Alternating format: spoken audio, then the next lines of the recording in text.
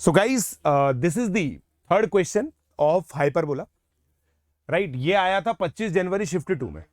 Late T and C respectively be the transverse and conjugate axis of hyperbola 16x square minus y square plus 64x plus 4y minus 40 plus 44 equal to 0.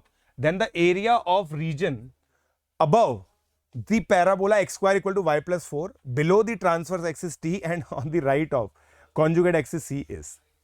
अब यार ये question तो clearly है ना घिस्सू है. इसके अंदर मेरी स्ट्रेटेजी क्या है, सबसे पहले मैं हाइपरबोला की इक्वेशन लिखूंगा और हाइपरबोला की इक्वेशन लिखने के बाद मैं पैराबोला ड्रॉ करूंगा और फिर रीजन बनाने की कोशिश करूंगा. ठीक है, और ये स्टैंडर्ड हाइपरबोला नहीं दे रखा, ये थोड़ा सा शिफ्टेड है.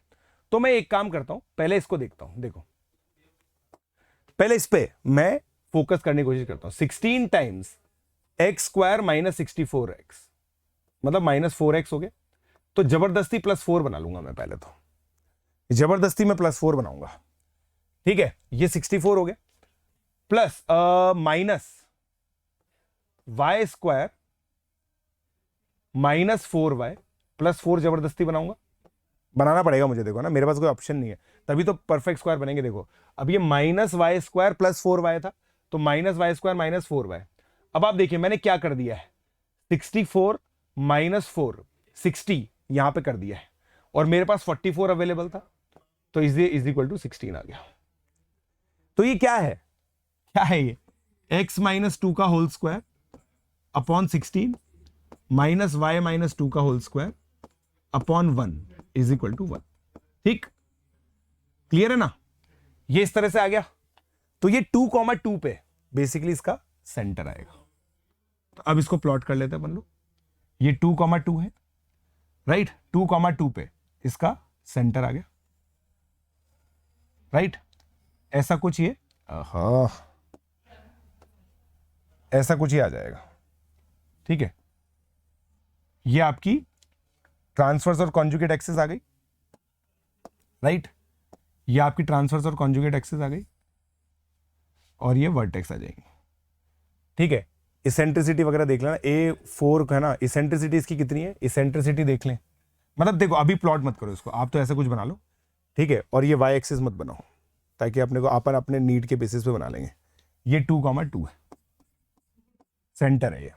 ठीक है, तो सेंटर के इक्विडिस्टेंट पर ये होना चाहिए, तो ये इस तरह से आ जाएगा.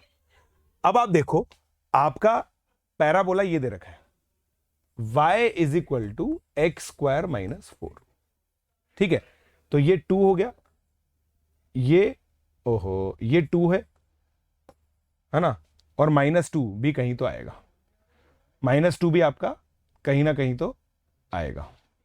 ठीक है, अब 0,0 चेक कर लो इस पे, ये -2 कहीं तो आएगा.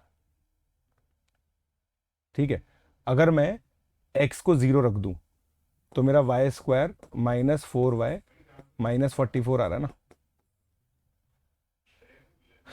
11 इंटू 4 4√48 गंदा सा कुछ तो आएगा, कोई बात नहीं. ठीक है, अब ये आपका पैराबोला है. ठीक है, ऐसा कुछ तो. अब ध्यान से देखिए, बिलो द ट्रांसवर्स एक्सिस, ये ट्रांसवर्स एक्सिस होती है, below the transverse axis and on the right of conjugate axis. अब ये कॉन्जुगेट एक्सिस है इसके राइट में, तो ये वाला एरिया अपने से बेसिकली पूछा है. ये वाला एरिया बेसिकली अपने से पूछा है ना. बिलो राइट क्या बोला, ध्यान से देखिएगा.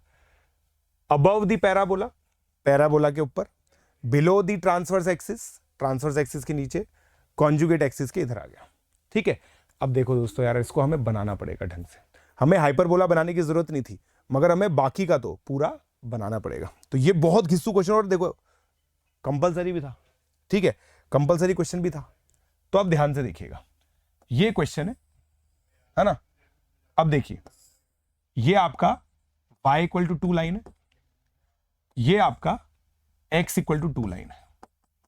ठीक है, ये था आपका y is equal to x square minus 4. ठीक है, अब मुझे ये निकालना है एरिया बेसिकली, ये एरिया मुझे बेसिकली निकालना है. निकाल देंगे, कोई खास बात नहीं है. कैसे निकलेगा देखना पड़ेगा, कैसे निकलेगा देखना पड़ेगा. देखो है ना, अब ये इंटीग्रेशन इजी है एक्चुअली. 2 माइनस ये 2 हो गई y equal to 2 line, minus x square minus 4, ठीक, dx 2 minus x square minus 4, y2 minus y1 होता है ना। अब ये x1 से x2, ये तो 2 है। अब जब y इक्वल टू 2 है तब x की क्या इक्वेशन आएगी, 2 x square minus 4 x equal to √6। तो 2 से लेकर √6 तक का ये आ जाएगा। देख लेते हैं अब ये कितना आ गया, 6 माइनस एक्स स्क्वायर आ गया बेसिकली, 6 माइनस एक्स स्क्वायर का इंटीग्रेशन 2 से √6 तक। ठीक है, तो देखो कितना पेशेंटली करना पड़ता है मैथ्स के क्वेश्चन को। अगर आप मैथ्स के क्वेश्चन करेक्ट करना चाहते हो ना तो आपको पेशेंस से करना पड़ेगा। 6x minus x cube by 3, right. अब देखो क्या होगा यहां पे, 6 √6 माइनस 2, 6 √6 माइनस 8 अपॉन 3। अब एलसीएम और लेना है अभी तो एलसीएम भी लेना है, समझ रहे हो आप, अभी तो एलसीएम भी लेना है। ठीक है, तो ये कितना हो गया यार, 6 √6 माइनस 6 √6 बाय 3। पहले तो 6 √6 टाइप को एक साथ कर लेते हैं, ठीक है, प्लस 8 बाय 3। तो ये कितना हो गया, 12 √6 बाय 3, और इसको 2 कर सकते थे तो 4 √6 आ गया। तो 4 √6 माइनस 36 8 28 बटे 3, तो 12 √6 माइनस 28 बाय 3। अब देखना ऑप्शन भी मैच करना पड़ेगा। ये देखो 28 बाय 3 वाला ऑप्शन मैच कर रहा है अपना, 4 √6 माइनस 28 बाय 3, ये रहा fourth option. Fourth option is the correct answer.